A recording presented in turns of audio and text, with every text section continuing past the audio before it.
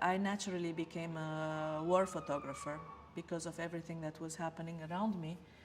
And I wanted to participate in a way without participating. I mean, without participating militarily, of course, which I had absolutely no intention of doing, but I couldn't just sit there and watch things unfold. So I wanted to be part of it. I wanted to get involved. So I went out in the streets and started taking photographs. During the war, what I used to do was, I used to use my camera a little bit like a screen. Whenever the scene became really unbearable, I used to hold the camera in front of my face, even if I didn't take pictures, because I tried to avoid taking pictures of goriness. What for, you know? But I used to keep my camera in front of my face because it used to make a screen, and I think lots of photographers do that.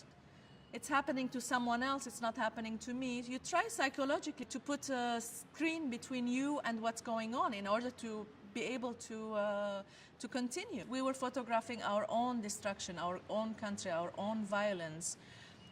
People that we knew were becoming violent, people that we knew were becoming killers, people that we knew were being killed.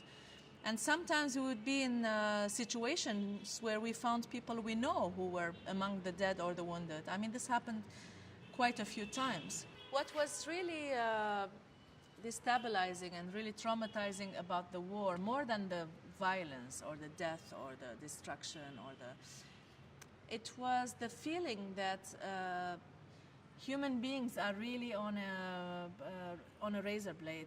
I mean, they can go from one side to the other really quickly. You know, the same people that I knew who were kind and normal, loving people, just turned into monsters overnight. And you know, even now that I'm in Paris, if I'm taking the metro and somebody's sitting next to me, I wonder if it's a serial killer, you know? Because somebody who looks really normal and regular could be a killer the next day. And the limit between a killer and a normal person is really, really, really very fine, you know? And that is a very strange feeling that you learn during the war.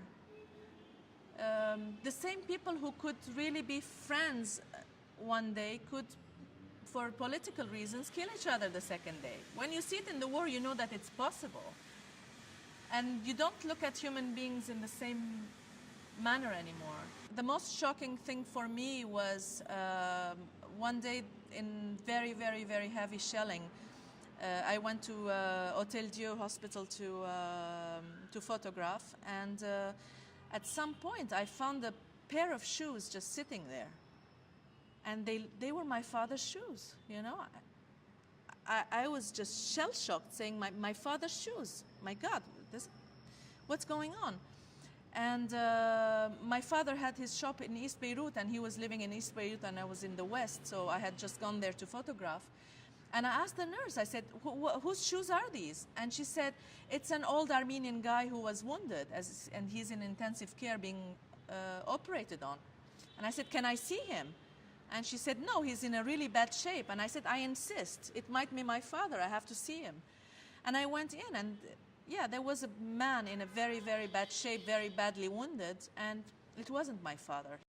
So the end story, how I never came back to Lebanon for 15 years. So when I came back, that was in 2009,